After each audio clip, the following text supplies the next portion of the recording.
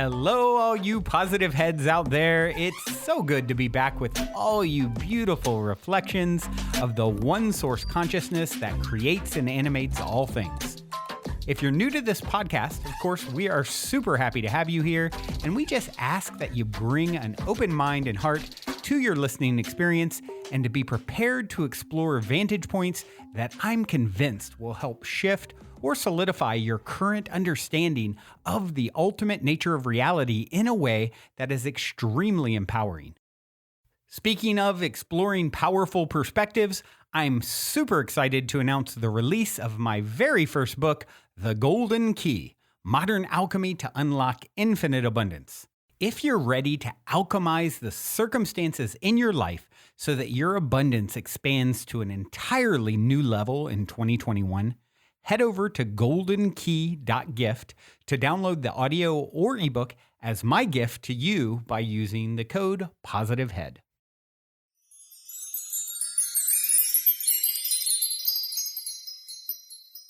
All right, all you positive heads, on this week's Soul Share episode, I'm very excited to have Sarah Renee here with me on the show.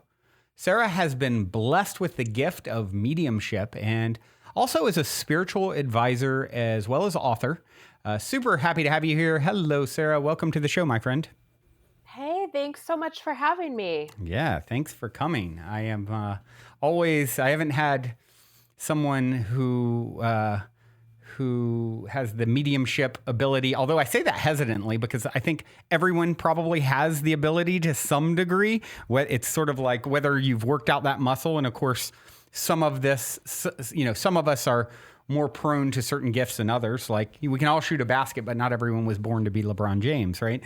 So that's kind of how I think of it. But it's been a while since I've had someone who has this gift strongly on the show. And so I'm really excited to dive in.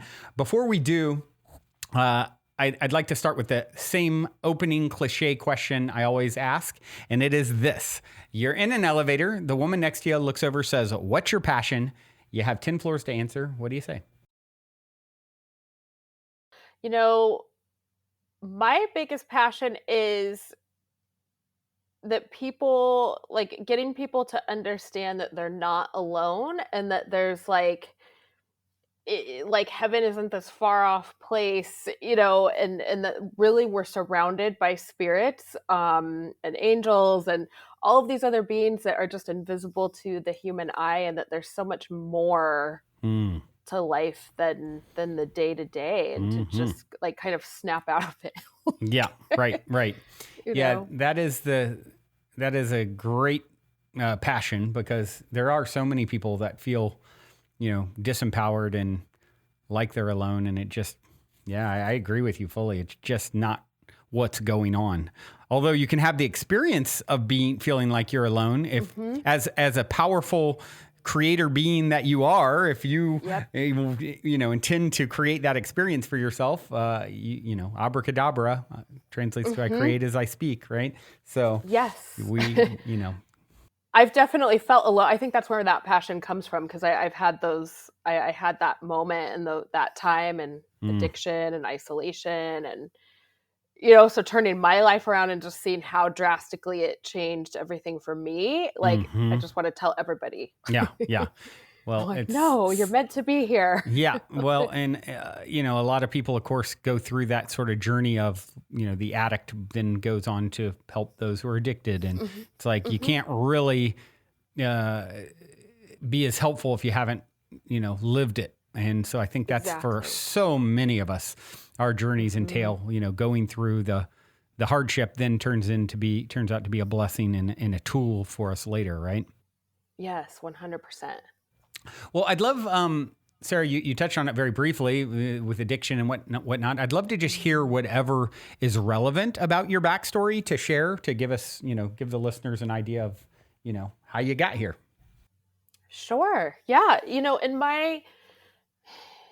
My story, really starts when I was little, and I believe most kids have sensitivities and can see the other side. And, my experience, I was terrified. And, I would see big, like shadowy, creatures, and, Wow. and I really felt like in the dark I was going to die. Like, and so, that was really my earliest memory of my gift. And then my grandmother passed when I was 5.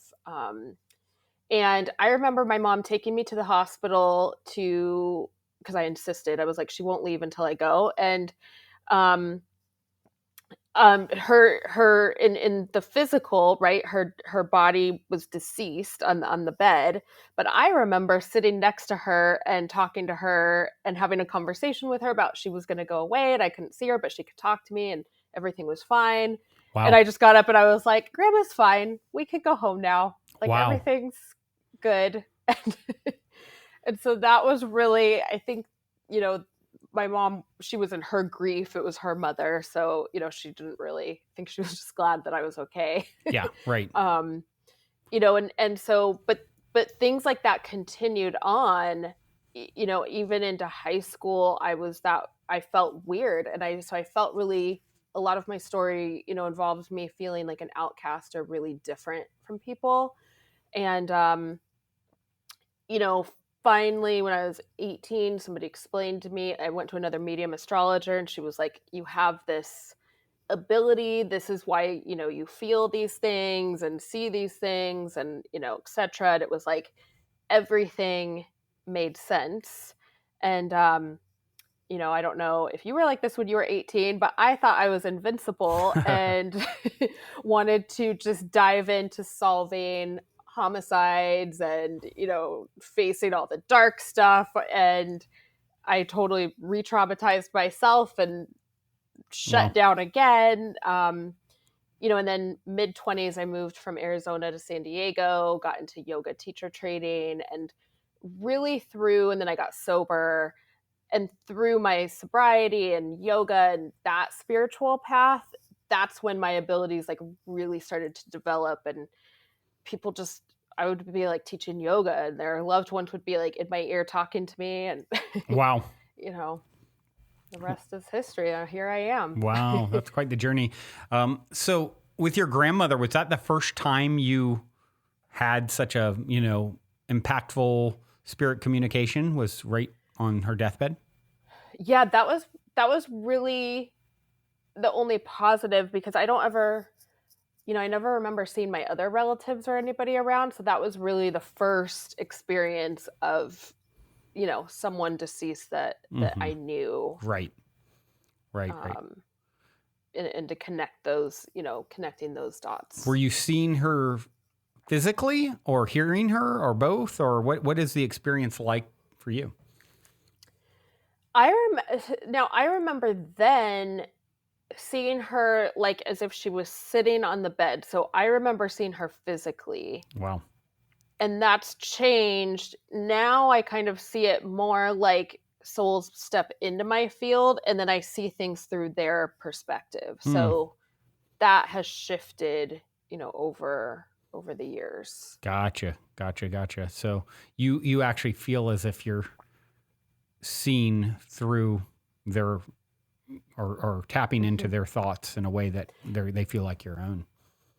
Yeah, and like it's kind of bizarre. It's like I'll like look down, like I remember when I first started doing readings and experiencing this to this degree, and I'd like look down and my arm would look different. Like I'd have like a man's arm, or I'd be old and in a hospital bed and I'd see the bed and my arm like all wrinkly and it was really like weird. Wow. To get used to.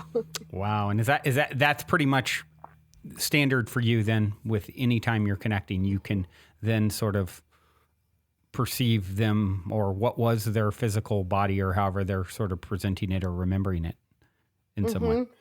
Yep. And sometimes they won't take me that detailed through the whole thing, but they'll make me feel like their personality. Like I'll just feel, or they'll show me like a lady this morning, my client, she like showed me this image of inviting me into a home and making me tea and sandwiches. And like, she was this cute she had all these little doilies and stuff. And wow. The girl's like, that's my grandma.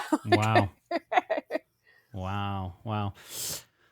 Do you find, I don't know how many other mediums you connect with, but do you find, there's a lot of varying or a lot of other mediums that have like a similar type of experience? Or I mean, I know it's probably a varying experience for individuals, but is that something that you've come across, or do you find that your way of connecting is unique? I definitely find that I experience death. I haven't found another medium that I've connected with that feels it quite the way that I do. Um, I do share some clients with Teresa Caputo, and I know they said she's similar, and sometimes in that sense. So I've heard of that, but I haven't met her personally. So, Gotcha. but yeah, and then we'll all have like similarities of like we'll hear something, or we'll have different symbols. Like one of my friends grew up Catholic too, so both of us, like, we see rosaries every time somebody's religious, regardless of what religion it is. Interesting. That's interesting that it's kind of made to be, I guess, generic in a sense. And maybe that's because that's your reference point, is the rosary, and that's for your sake.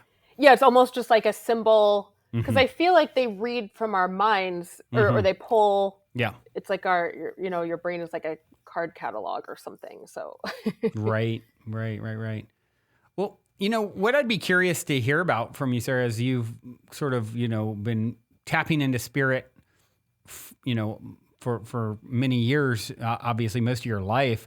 What are some of the things that you have? I'm really fascinated by how the other side is structured. I'm not sure if you're familiar with the book Journey of Souls or Destiny of Souls, where, Michael Newton, I believe, is the doctor who would take people through like past life regressions. And then, okay, now you pass. What happened next? And he documented, how over decades, all these regressions and tying in the similarities of how things are structured on the other side, according to his subjects, his clients, while in hypnosis. So I'm curious. I'm always curious with someone who's very closely connected to the other side, what they see as, the structure over there. What is, do we soul families and spirit teams and all of that sort of stuff? What is it? What is sort of your assessment become of what the heck is going on?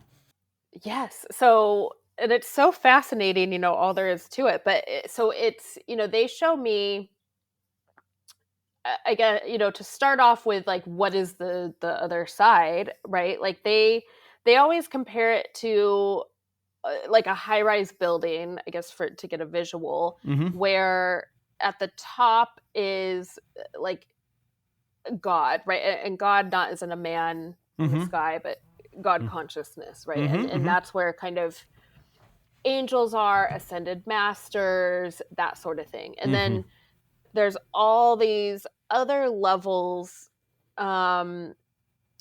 and towards the bottom is more of like going back to school. So somebody who, right, we're in school here in the human world, but someone who came in and maybe refused to learn their lessons, got stuck in some pattern, like, and maybe passed away of like we'll just say drug overdose or something right away, they might go closer to the bottom, like to go back to school, or someone who harmed a lot of people, and who has remorse, but didn't learn and complete the lesson here.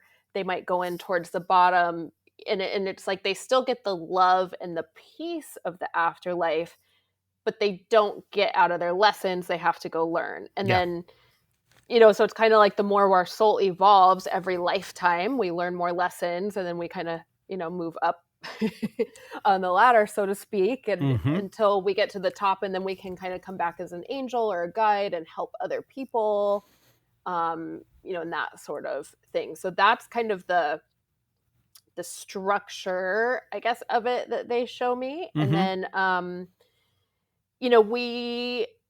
I see it like soul families, and where not necessarily everybody that we're biologically related to will be in our soul family, but usually some core people, and then sometimes friends, partners, that sort of thing.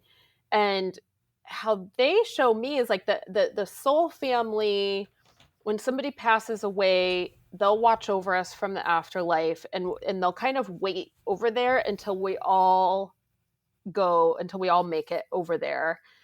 And then we'll decide as a soul family, okay, who's going to do what next time? Who wants to be, parent, child, siblings, married? Who wants to learn? What do you want to do? And then, right. And then we can all come back together. Right. So you do find that reincarnating with like the same sort of core pod is a pretty common practice too. Yeah, and it comes up a lot in readings. I always feel, because I know sometimes you never know with people where what they're at in their own perspectives. Yeah. So I'm like, okay, well, if spirit will just throw out like, oh, in a past life you were doing this. So I'm always like, okay, well, if you believe in past lives, this is what they're showing me. Yeah. If you in case you didn't know it, you were your child's husband, or something like that, which can be really mind bending for us to think about. That's one that always, I say with my son all the time, he's such an old soul feel. I mean, even when he was like 5 years old, people would just be kind of dumbfounded by his articulation and how, he just has that, grandfatherly energy, and I've always been such a big kid. And so I always have jokingly said, you've definitely been dad way more times than I have. It's like a reverse thing. I'm like the big kid, the poster adult for childhood. And he's like, at 10 years old wanting to read a book instead of going to Disneyland. And so it's, I always think about that and how interesting it is to consider, playing these different roles for each other. Yeah, and like what you like the fun of getting to like go from being, parent, child in one lifetime and getting to reverse it and see what that's like. Right. Yeah. So man, so many questions that I have.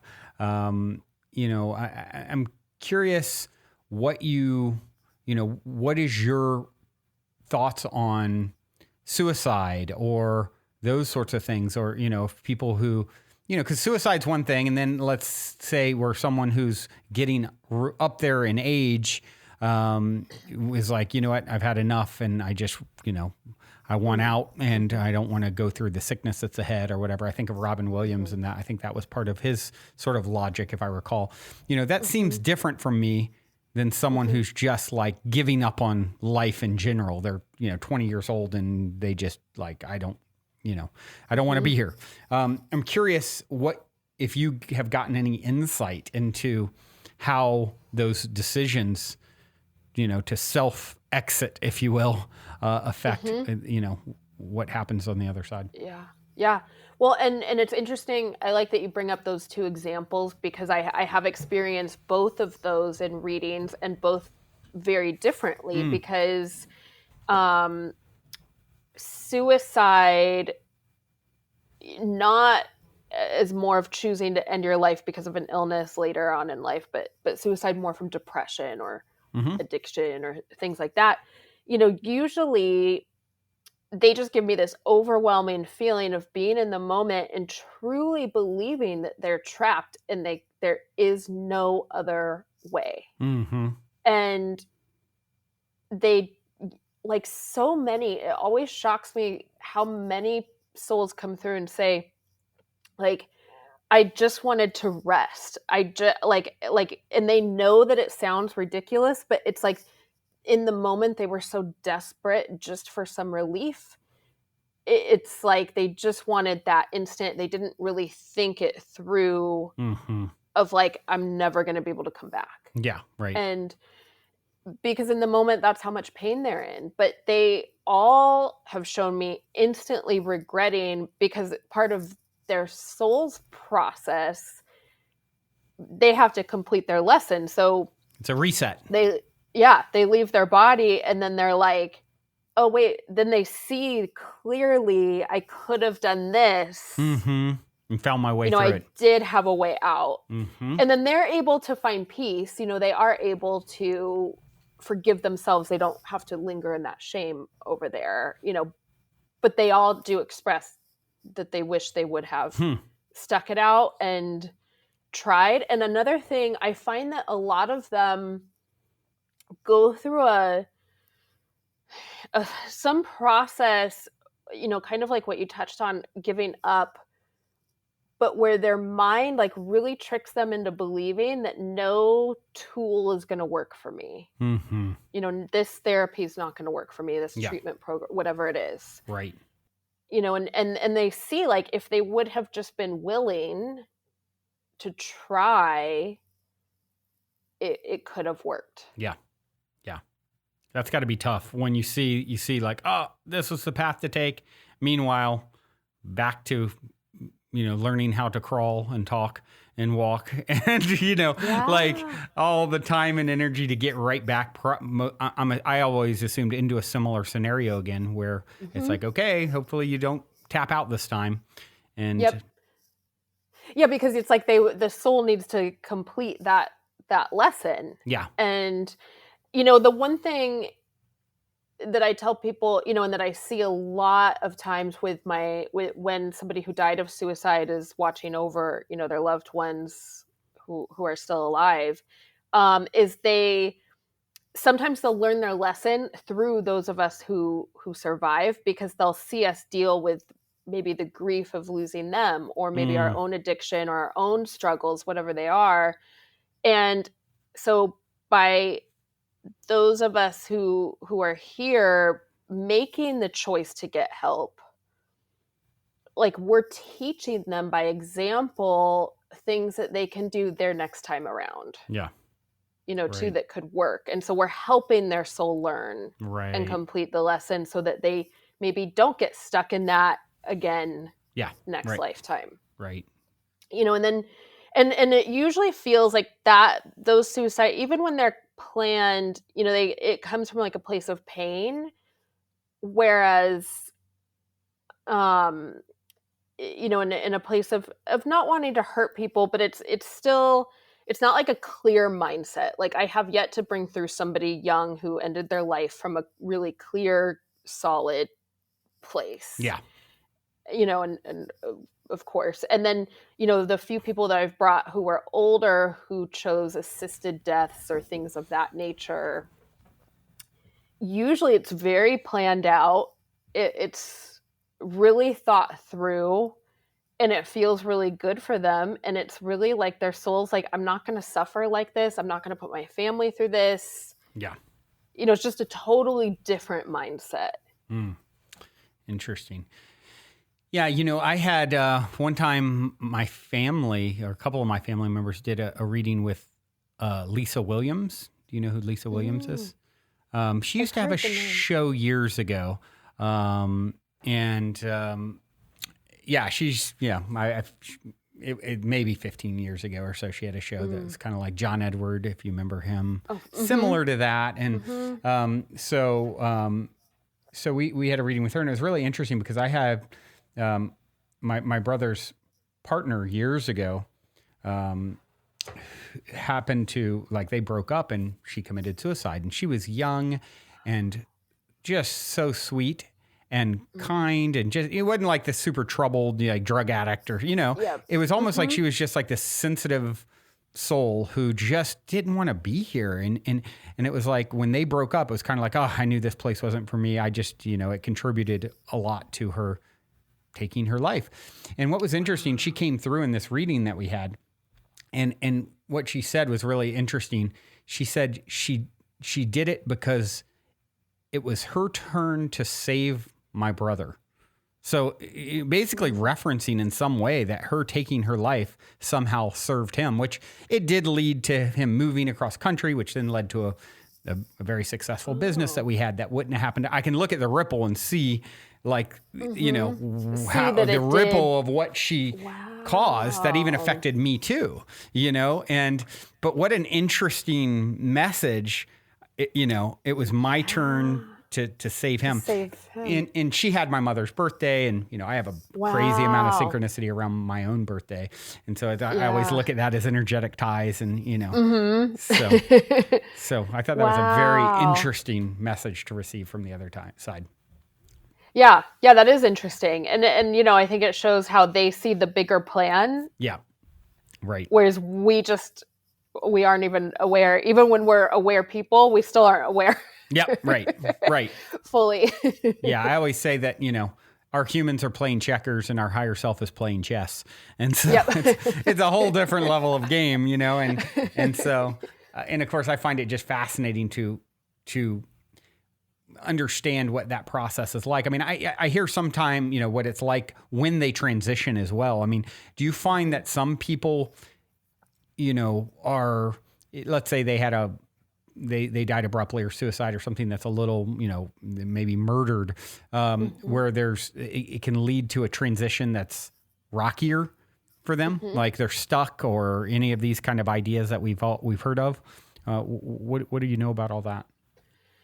Yeah. So it's so interesting. A lot of times what I find is, hopefully there will be I call it a spirit team, Mm-hmm. just because to me that makes up angels, loved ones who have deceased already, guides, the Mm-hmm. whole kind of covers everyone. Yep. And so a lot of times, because they're around us, when something happens like that, that's unexpected and very sudden, um, because usually like what I experience is the soul leaves the body and is like, whoa, like what just happened? Like that's it, I'm done. So there's definitely that level of confusion. And, but usually a loved one or an angel is around and they're able to transition with them Mm-hmm. and understand, and they're not alone Yeah. in that. And so, that's normally what happens. I have had experiences where, like, I was driving down the freeway one day and this man, deceased, popped into my car, Oh, wow. and I just saw a badge, and I saw a picture of a little old lady, and then I felt like I got hit, and then that was it. And he felt very confused. Wow. And so I was like, okay, I'm going to try to figure out what happened to you, and I'll try to help. And I looked it up, and I was able to find at that spot on the freeway that there was a car accident where an off-duty officer pulled over to try to help this woman who was on the side of the road with a broken down car, and he got hit by an oncoming car. Wow. And his soul didn't want to transition because he was worried about where she was. But Right. she went over, she transitioned. He was like still trying to help. Oh, wow. So he refused to go because he was still freaked out about wanting to help people. The person that had been broken down, or the person that hit him? The person that had been broken down, because she got hit and passed as well. Oh, gotcha. And so they both passed, and somehow she crossed over and he missed it or something like that. And so, as soon as I was able to like tell his soul, this is what happened. Wow. And kind of clarify, if you cross over, you can see your family. Wow. You can find, because he had kids and stuff, then he Wow. was willing to go. So sometimes they stay here trying to help, like thinking, because I find with like anything like a terrorist attack or a mass shooting, or where there's like a plane crash where there's a large group, like they'll usually wait until everybody's ready to go. Mm-hmm. So I think sometimes souls will get stuck, or stay here a little bit trying to make sure everybody's okay. Right. Yeah, and so I'm curious about that. Where my head always goes with those sorts of situations is, you think about that officer, and he passed because he stopped for this woman, and then I think about what is the soul contract there? What is the connection? There must be some sort of deep history there that, led to, okay, here's where we'll exit. You and I are deeply connected. I'll have gotten hit on the side of the road. You'll be coming by as a police officer. Then that'll lead to your transition. First off, do you agree with that perspective that, hey, when you are connected to someone else in your transition, even if you didn't know them, like there's probably a lot of history there that led up to that moment in, previous incarnations, soul family on the other side, all the things. And I'm curious what your thoughts are on that. And if you ever get any insight into those sorts of, if you agree, do you ever get insights? Okay, yeah, he crossed, and the reason they did it this way is because, they we're, I don't know, on the Civil War together, and, this, that, and the other. I'm just curious what you think about that in general. Well, I've seen like people who were, like a married couple or siblings in a past life who come in and they want to do totally different life experiences this lifetime, but then they want to go out at the same time, Oh, wow. like to connect. So it's like their souls are like, okay, you go do this, I'm going to go do that. Then let's meet up in this, either I've seen it with illness in the hospital, which really bizarre connections made, on deathbeds, or, in accidents where it's like, okay, we're going to be here. This is going to happen. So our souls can kind of cross over and we can compare notes, together. Yeah. Wow. It's like, and I've also seen, like, with a lot of homicides,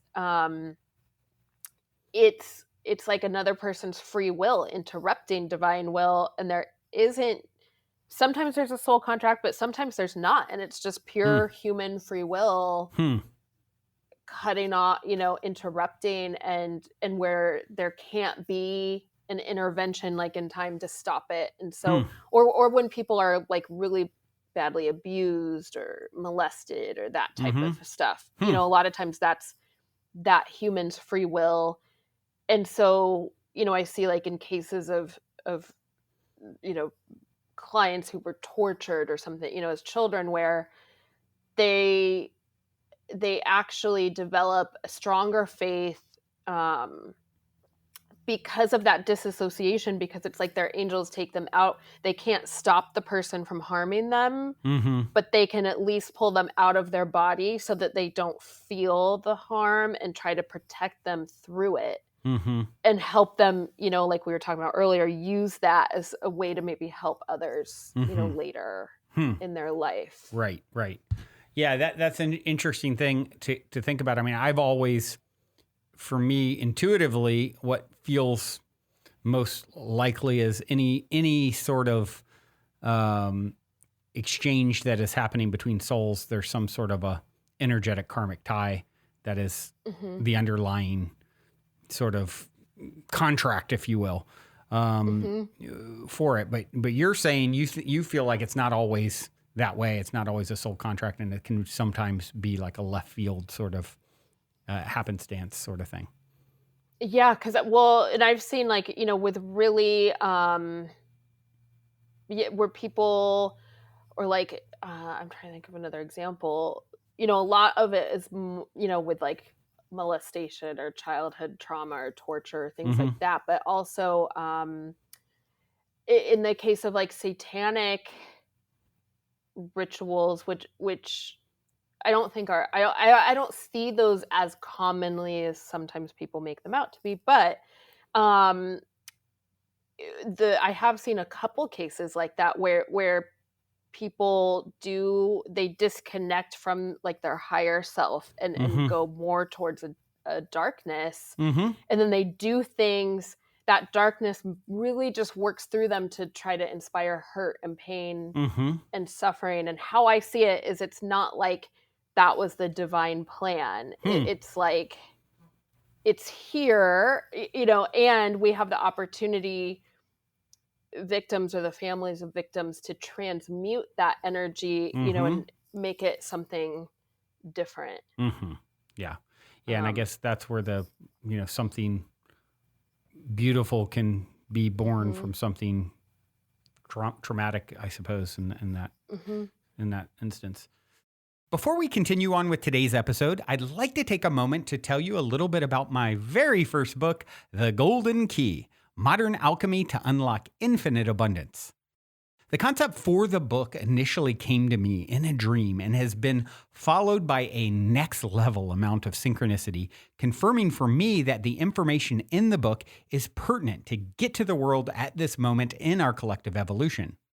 In the book, I share the 8 keys to manifesting abundance that I've personally discovered over 25 years of trial, error, and deep exploration, including one golden key that ultimately ties them all together. I think most of you will agree with me that talk is a bit cheap, especially these days, and results speak the loudest of all. Well, these keys have led me to manifesting incredible results, such as an Inc. fastest growing private company, uncanny health, incredible relationships, and success with this podcast. However, I'm not any more special than you, and anyone can apply this information to achieve incredible results in their own life.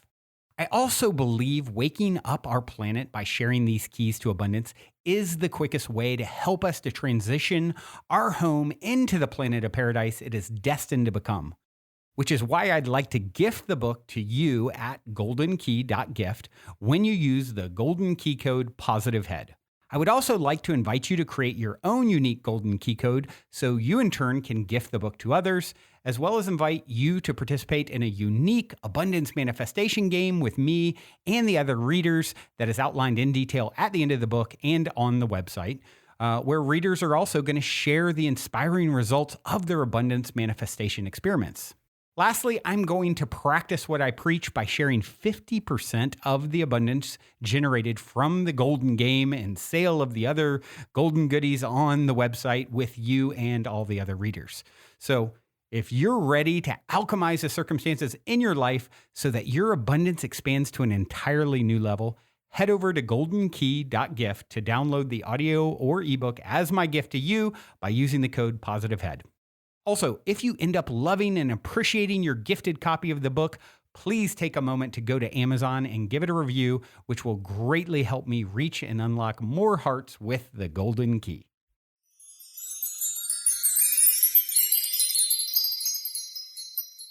So I'm curious, I've had a few people on in the past as I mentioned, mediums and people who have different levels of intuitive abilities. And I'm never shy to ask if they're open to possibly doing some sort of a reading on myself or for the audience. No pressure, no expectation. Just curious if that's something that you would be inspired to do. Yeah, well, it's funny because I was feeling into that, and I always, every time I come on a show, I'm always in my mind, send through any messages that need to be heard. Sure. And anybody, your highest and best good or your audience highest and best good, always the vessel.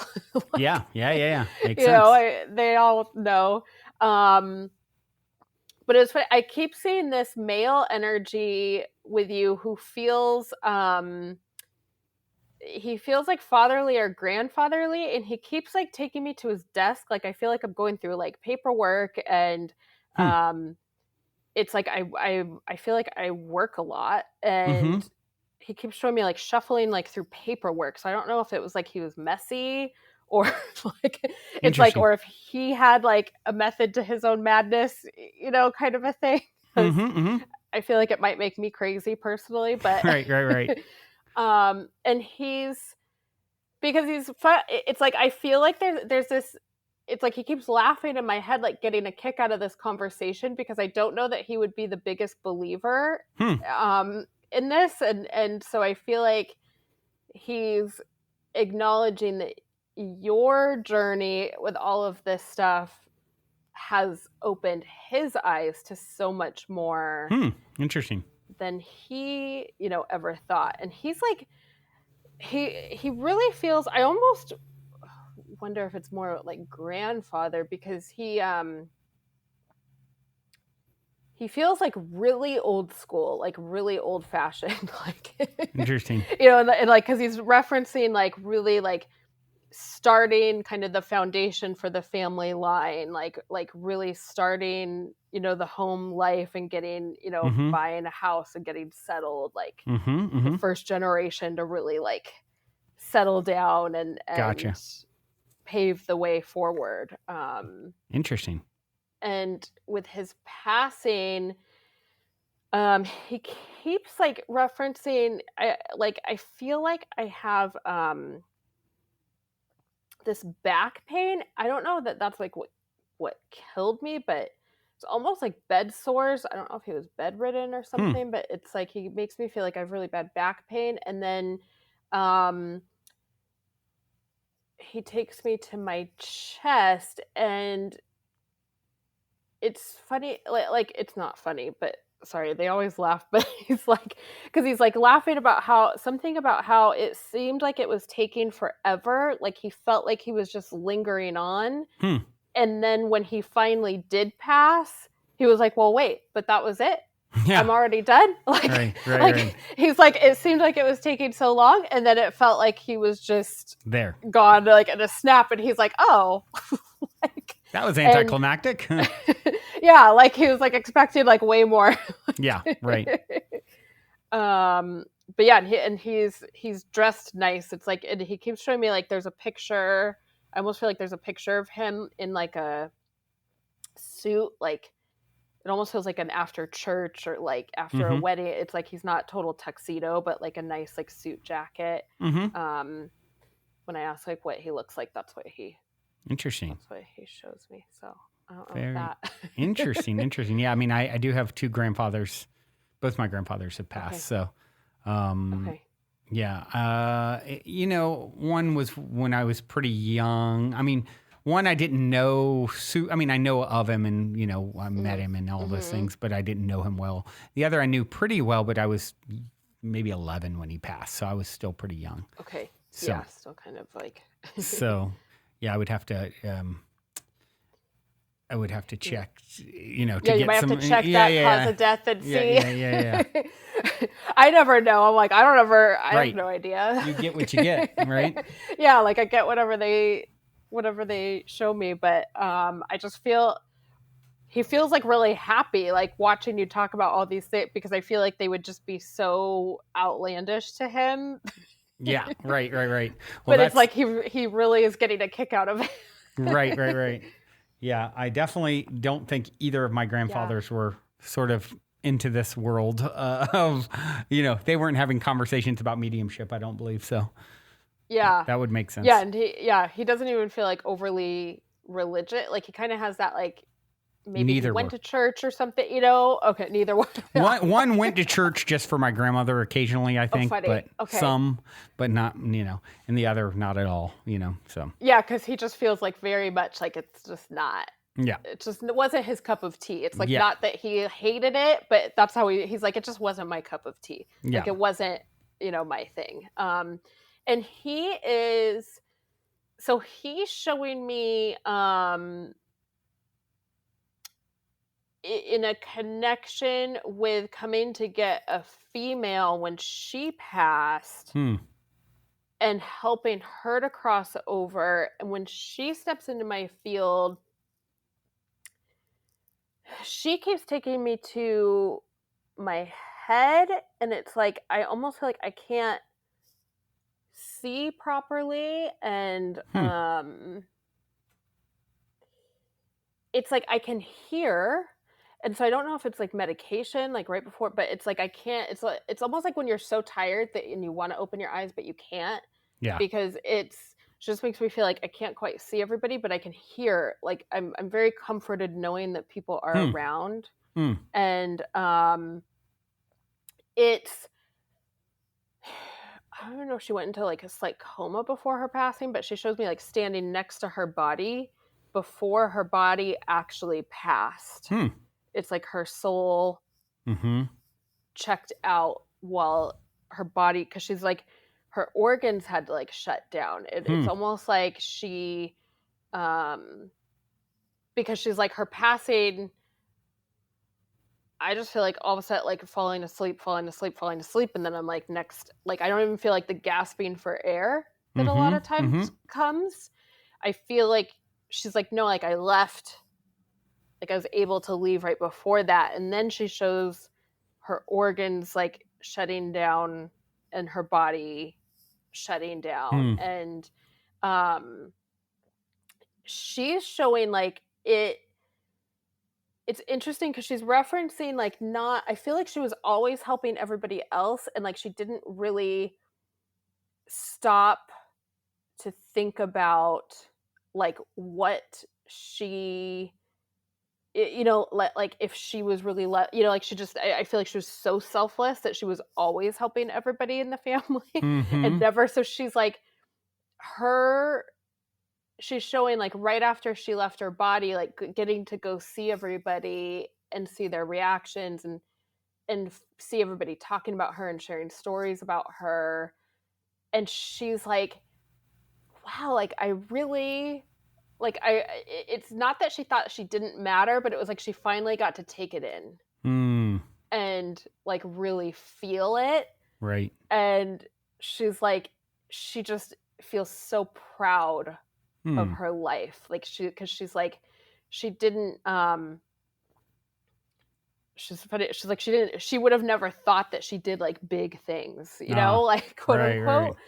But she's like, but I did. She's like, I Wow. really like helped Wow. so many people. And she's even showing me like friends and like her ripple effect. Like it just feels like it really rippled out far for such a simple, quote unquote person or in life. Yeah.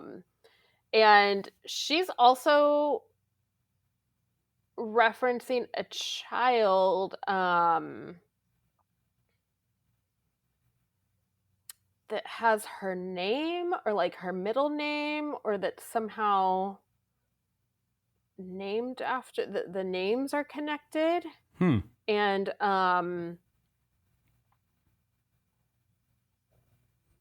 I don't know if it's like cousins, or like if one is your son, or like, because she keeps showing me like, when I ask about you, like she shows me your son, but it's almost like she's referencing like multiple little kids. Like I almost feel like cousins is what I want to say. Yeah. And she's like, she gets to like really oversee, and like she's like the like babysitter from the afterlife. Interesting. It makes me think of my niece has always been really the way you described. You made me think of one grandfather possibly, because I know he did paperwork kind of stuff, but I'm not sure what his process was like. Like I said, he died when I was 11. So I thought of him in that as a possibility in that instance.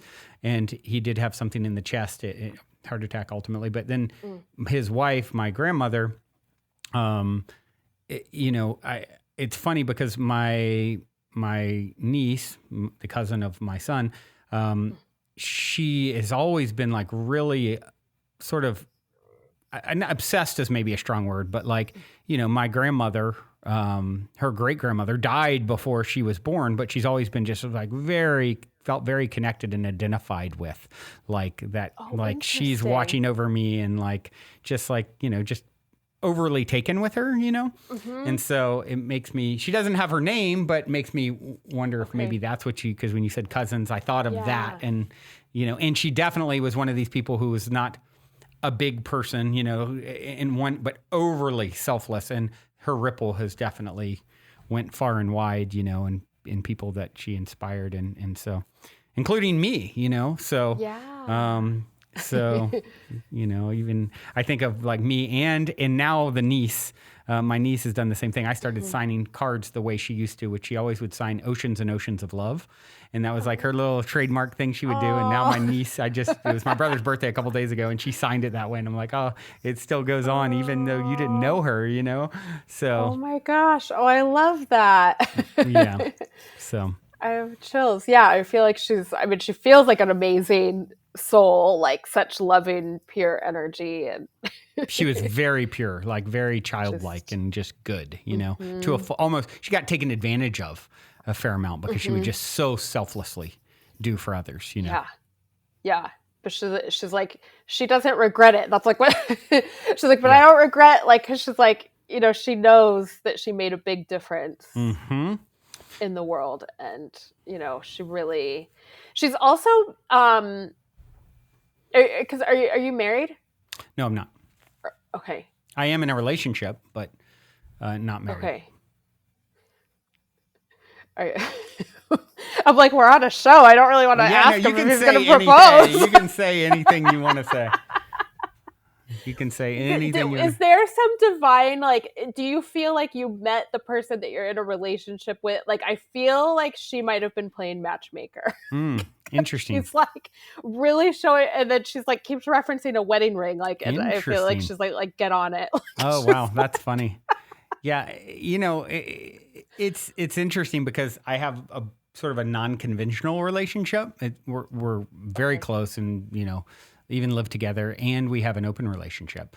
And so yeah, there's just been a lot of energy and development there in the last few months, even with someone new coming into the picture. And it's been definitely an intense journey in my relationship lately, but in a good way. And we're very close. And I've often said, I don't know if I'd ever get married in a traditional sense, but I'm not opposed to it either. I just haven't, but it is something that's kind of felt like surprisingly more than ever, like is a possibility in my life, Interesting. So yeah. Yeah, like she's like, it's like your souls are very like you really have, you and your partner, like an aligned how she's wording it, like perspective and kind of plan for your life. So on that soul level, so she's like, if there's gonna be somebody that you're gonna spend it with, yeah, right, interesting. And she's like, I feel like she tried to help guide you guys to get. She's like really wanting to take credit for that. Well, it's funny because my partner now came through. I referenced earlier that I have I can tie it back to her. I'm pretty good at like connecting dots on these sorts of things, so I can instantly tie it back to her in an interesting way because I had mentioned earlier I have a lot of synchronicity with my birthday, and I met. It's my dad's birthday, July 28th. It's actually about to happen soon as of this recording, but July 28th, and my dad was 28 and had me on July 28th, and it's his grandmother's birthday as well. And then my great grandmother died on that day. And it's like a 10-minute story. Like it's nuts if I tell the whole thing. Yeah, so I won't do it. And amazing. Listeners who've been listening for years have heard it. They're like, oh God, please don't. Cause it keeps growing too. But one of the things that I can tie in is I met a definite soulmate in this life, I would say, on July 28th in 2012. And her good friend that she was with, Michelle is her name. Michelle had two other close girlfriends, like three of her close girlfriends, who over the last decade now have all, like, I always jokingly say Michelle's my dealer because I met the first one, and then the second one I had a full intuition about a year plus in advance, and then it happened. And then now my current partner, all these years later, through Michelle, and the original number one girlfriend, and I meet a lot of people. So the fact that these three partners have come from the same meeting in 2012, July 28th, 2012 is wild. But the first one we had, a lot of interesting synchronicity. One is like the grandmother that I'm talking about, we had a funny nickname for her, which was Moo Ma. Well, she called her grandmother Ma Moo. So it's like, I always felt like there's some connection there energetically between the grandmother line. And then, so my current partner came through that same, Oh, that's so from the funny. first one. So yeah, kind of wild, so huh? Funny. So Yeah. she could have had some, energetic wild. tie there, right? She's like, I've been working on it, like trying. Yeah. Yeah. And even the current one, reached out to me on my birthday a couple years ago, which then led to us talking again just to say happy birthday. And then, but yeah. Yeah. Wow. I know one of the things that you also do is tap into babies and future babies that are coming. And that's got to be really a trip for people, right? Like, by the way, you're going to have a child and here they are. Yeah. And it's definitely, it's funny because how I'll see it, they'll show me like, one of two ways. I'll see either a little soul in somebody's field, and that's usually my symbol of like, watch out, like, if you don't want a child, take precautions because get them out of your field. Yeah, like they're gonna come through as soon as they get a chance to. Yeah. Or I'll see them like further out, and I'm like, okay, don't freak out. It might take longer than you thought, but they're there. And so, but yeah, it's funny. I've had clients where I'm like, no, like I see this child in your field, and they're like, no, it's not gonna happen. And then like 3 months later, they're like, yeah, I'm pregnant. Yeah. But it's been, it's been really fascinating to discover this. We've been talking about soul contracts and soul families, of like, even when couples, are doing IVF or surrogacy or adoption, or, and all type, couples of all sexualities and dynamics, and all of that, like that the souls of their babies choose to come, that there's an agreed plan to come into their life, with these parents.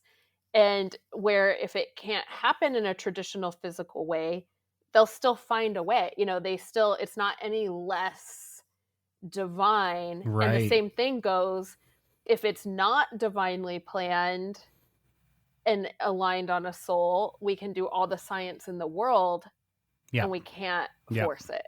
Yeah. Yeah. Makes sense, right?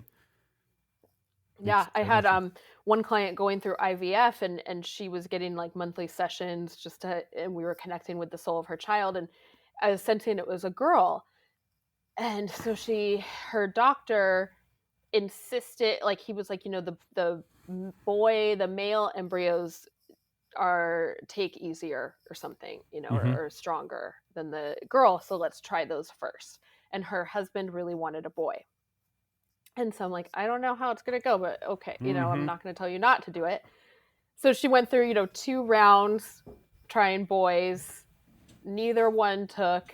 Of course, then she finally tries the girl. First time is a charm. And wow. It's just like that little soul was like, you're not going to make me be a boy. Like, I'm coming as a girl. That doesn't go along with the soul plan at all. Yeah, I know the embryo's there. Yeah. Wow. Funny.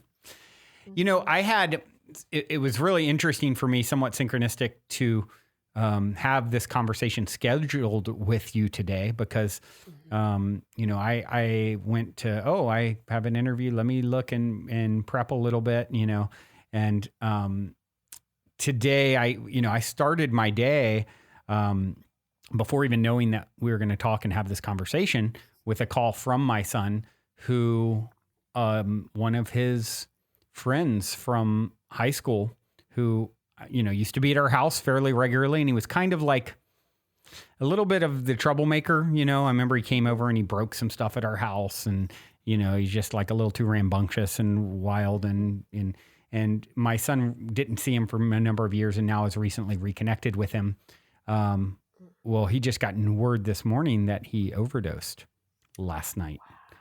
And so, I was seeing you deal with, like, your addiction and intuition and, mediumship. And I'm like, oh my gosh, I started my day with this message about this, young 22-year-old kid, and, so I just thought that was like a really wild, sad. And of course it's all divinely designed, I believe, but, it's interesting how even energies will tie in, like, start with that, then to have this conversation. And it's just, really, really interesting. Yeah. And like, as you're talking, like, I almost feel like there's a reason that they had to connect before he passed. I feel like there was some things that, I got chills when you said that. Because they feel like they have a really big soul contract between the two of them. Almost like as brothers or something, like where they really had to, like, come back together. Where my son is very mature and very, very deep and mature and philosophical and kind, and just, I think even, he just told me he saw this kid a few weeks ago for the first time in a long time, and how it was really impactful for him, and for the boy who's now gone. And so that would make sense to me, that they had just come back into each other's lives in a more tangible way. And I think, knowing Bradley, my son, the way I do, I'm sure there was a lot of, like, wisdom shared and things that maybe, now are going on with him in some way that are helpful in this, unplanned and I almost moment. wonder if him reconnecting, and then losing his friend, like, if that will maybe serve almost as like an activator for deepening his intuition and his connection with the divine. in maintaining their soul connection. Interesting. And how, because I really feel like their purpose is like, even though they're on such different paths, it's like I just feel like they really intertwine and are it was very divinely guided that they know each other in this lifetime, even though the one, left a little early. Yeah. You never know, right? Life is a fragile and precious thing. Yep. Yeah. Speaking of, do you get a lot of sort of premonition kind of things? Is that part of something that happens with you? Sometimes, it was funny, before all the lockdowns and everything happened, I was like seeing all this military action. I was seeing lockdowns, and I was just freaking out. I was like, are we going to get attacked? Like, what's going to happen? Like, wow. I didn't know how to interpret it. So sometimes I'll get premonitions like that where I don't really know exactly what it means. And then I like look at my notes that I wrote down and I'm like, oh, that was that. Interesting. And in readings, it's more of like, my readings tend to be less of like the psychics that are like, okay, on this day, this is going to happen. End of story. Whereas like, because I'm bringing through, the guides or people's loved ones, they tend to be more like advice. Like, okay, this time frame is going to be really great for this, job or move or relationship or whatever. And, or give this a try because this is going to lead to that. Or like, they tend to be more guidance type, but I definitely do get random. I just haven't been able to control the premonitions. They come when they come. Yeah. Yep. Yeah. Makes sense. And I'm like, thanks for the heads up. Yeah. Right. This of course makes me think of my go-to question I love to always ask guests. And I always love to hear stories of synchronicity or serendipity or a positive paranormal story. And I gotta imagine someone in your line of work has something up your sleeve that would be fun story time with Sarah to share. Yes. I guess mine falls of like a fun paranormal, maybe more than a synchronicity. I would say I know I have tons of I just got a message from, I'm sorry, I just got a message moments ago. I just happened to pop up on my email here and it's psychic medium, whatever, at Gmail reaching out. Oh my gosh, that's hilarious. It was because that's part of their email. So it just popped out, so big. Oh, that's so funny. You're like, the energy there's is there. A little synchronicity for you.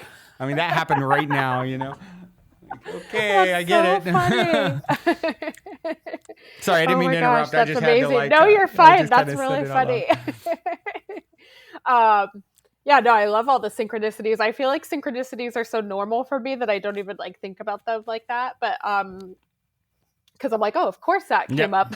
Yep, obviously. Right. What's coming up to share, so this is apparently what I'm supposed to share, is it's like a fun paranormal story of my sister and I. We were up in San Luis Obispo, and because I live down in San Diego, and we decided to go on a tour of the Hearst Castle. And I generally, going through old buildings or castles, obviously I tend to like see some spirits or feel some things. Isn't that the one that was built for spirits or something? Or am I confusing it with something else? No, that's the Winchester. Ah, yeah, right, okay. Because that's also on my list. Oh, gotcha, okay. But I haven't been yet. Gotcha. But that's up by San Jose, I think. But yeah, this is the one. So William Hearst was extremely wealthy. It was like he had built this huge castle. He was a partier, kind of like a Gatsby type. And he had a zoo. So they have like wild zebras and stuff that are still there from when he had a zoo. Very eccentric. So we're going on this tour, and I always somehow in tours end up in the back of the line. And I like all of a sudden I turned and I see this man, and he's like, and I didn't know what William Hearst looked like yet.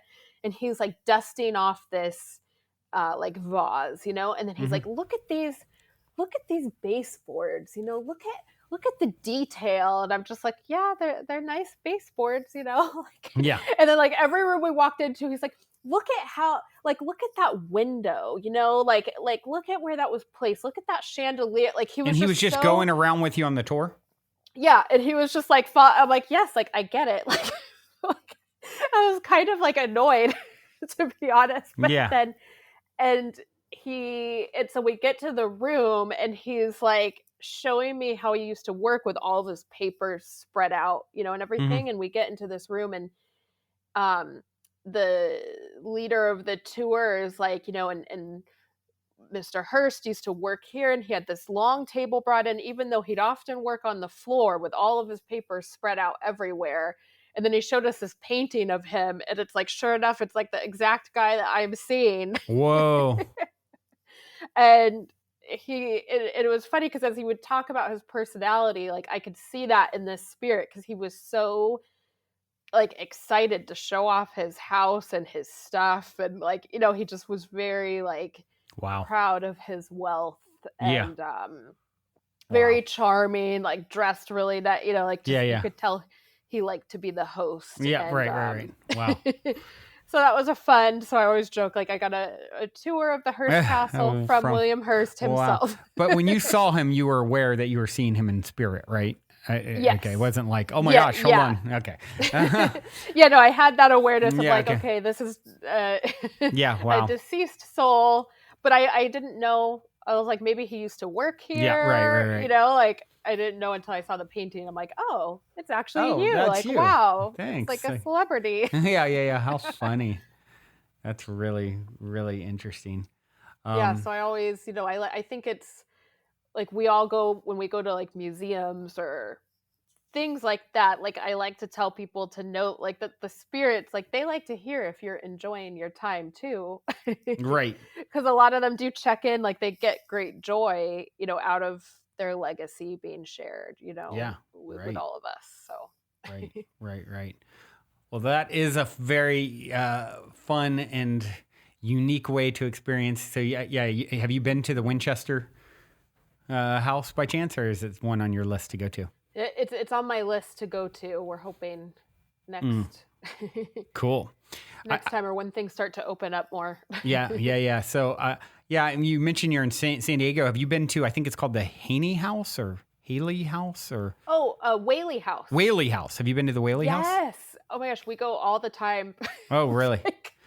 I have a weird Whaley House store. Bored. Do you? I have a weird way I'll share as we kind of wrap up here. Yeah. So several years ago, speaking of the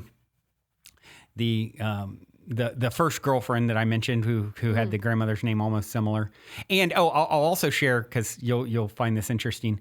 I mentioned my birthday synchronicity. Well, her partner before me committed suicide on my birthday, and his name was Anson, and all my relatives with the birthday on my dad's side are from Anson, North Carolina. Oh my God. The last place he took her was North Carolina. I mean, not North Carolina. I just said North Carolina. Oh, that's what he took her was Disneyland before he committed suicide. The last place my brother took his girlfriend, who has my mom's birthday, was Disneyland before she. Wow. Yeah. And like I said, the July 20th thing goes chills, like it goes way further than that too. That's what's wild about it. So here's another kind of weird one. So I was with me and her at the time. We were together and we got a dog. We got a puppy, and my sister is really into like ghost hunting shows and that kind of thing. She would love to do what you do, and so we're like, oh, okay, we'll go down for Halloween. We'll go down to the Whaley House, right? And so we scheduled to go down to the to the house, and I'm at the time I was in Orange County, so not that far away, and so but we had this new puppy, so we wanted to leave the puppy with my brother-in-law, so my sister and me and my mom and my girlfriend, and all of us could go down and this, by the way, you guys, is in San Diego where Sarah lives, and it's supposedly one of the most haunted places in the country, from what I remember hearing. And so we're going to go down. It's just before Halloween. We're going to go check out this house, and we bring our puppy to be puppy sat by my brother-in-law. And my sister had a dog, a Yorkie, that when we brought the puppy in, the Yorkie started going kind of crazy, like trying to get at the puppy. Like kind of snippy, and is a really hyper dog anyway. Yorkies can be really hyper. And my sister loved her Yorkie, right? And but it was being like kind of aggressive towards this little baby puppy that me and my girlfriend brought to be, babysat there. And so my sister kind of swatted at her dog, the Yorkie, when it was jumping up, to just push it out of the way. No, get down, And when she pushed it, it fell funny and landed on its neck and broke its neck. And died right there in front. I mean, my sister, she loved this dog. She was just trying to protect the puppy. And so can you imagine how traumatic to accidentally kill your dog, right? And so, of course, this threw off our plans. That night, we did not go down. I think we booked the place out all to ourselves. Like, we had a decent-sized group. Oh. And so we didn't go because, my sister accidentally killed her dog in this very bizarre way because of, me and my girlfriend's puppy, and so we didn't go. And then a few days later, we were like, gosh, we paid all this money to get this place private. Maybe we should try and go again. So I called and said, hey, here's what happened. We were supposed to come on Friday night or whatever. And one of the people in my group's dog accidentally killed their dog and we didn't make it. This little Yorkie, and, could we please, come another time? Could you honor our credit or, give us a credit and let us book another time? And the guy was like, well, yeah, I'll allow you guys to come back, but I got to tell you, one of the things on the tour that we talk about is a Yorkie that haunts the Whaley house. And so I don't know if that will be triggering to you. I'm like, what? Like, what's the chance? So we didn't even end up going. I was just like, okay, that's weird. Like, and then of course, where my head goes is, what's the energetic connection between these dogs? Did her dog die that night and it saved us from going there? And maybe we would have gotten a wreck on the way, or, or what's the connection between these two Yorkies and this, So yeah, isn't that a bizarre story? Wow, that is a bizarre story. That's like, yeah. And I didn't know that the dog was a Yorkie. That's funny because I felt in there, I've been like, if you go on the tour, they talk about how people will often feel like a wet nose on their hand or like something against their legs. And like, I've felt that. And like, oh, wow. My sister and I both have like felt the dog running around us. Wow. There. So it's definitely a very like present spirit. Wow. Yeah. I mean, I've never been. I was supposed to go. And, when I the first time, of course, we canceled. And then the second time trying to reschedule, and he's like, yeah, but I got to tell you, we talk about a Yorkie that haunts this place. I'm like, okay, I'm tapping out. And you're like, never mind. Yeah. You're like, no, that's too. We're good. too soon. Last thing my sister needs to do is go and, okay, here we are to the haunted house. Let's tell you about a dead Yorkie, no. Yeah, that's really bizarre how that energy somehow. Yeah. Must be some energetic tie there, right? Yeah. I would assume. That's so interesting. Yeah. Well, Sarah, this has been such a fun conversation. It's one I have not explored in a while, so I so appreciate you coming on. And I know some of the listeners will want to connect and follow your work and, and all that sort of stuff. So maybe you can tell them the best way to do that. Awesome. Yes. So the best way to get a hold of me is on my website, which is sarahreneeinc.com. And then that has, all the info, booking readings, all that good stuff is on there. There's an opt-in. I send out a weekly email, which is like the energy update and a mantra. Mm-hmm. And then my Instagram is Sarah Sunshine 444. And that's a good place. I share client stories, mantras. I post a weekly meditation, and all sorts of tools and things like that, on there. So cool. It's a great. Awesome. Well, I do have one final question for you here. My cliche closer. And it is this: in 60 seconds or less, what is the meaning of life according to Sarah Renee? The meaning of life is to, I want to say have so much fun, but it's so much more than that. But like, that's just like, I can hear them like laughing, like have fun, like enjoy it, and to create, the most powerful ripple effect so that you leave your mark on humanity, Mm, and really in a positive way, mm, whatever that is for you. mm. Um, and that every conversation that you have leaves a ripple effect. So, you don't have to, like we discovered with your grandmother, be a celebrity. You can just be a normal person Yeah, right. and Yep. still change the world. I love it. Someone may sign their cards one day based off of you 100 years from now, Oh, right? Just that, yeah, like her. that would be absolute honor. The card closer that goes Oh, on. yes. Well, thank you for being on, and all of you out there for listening. Oceans and oceans of love to all of you. And until next time, journey well.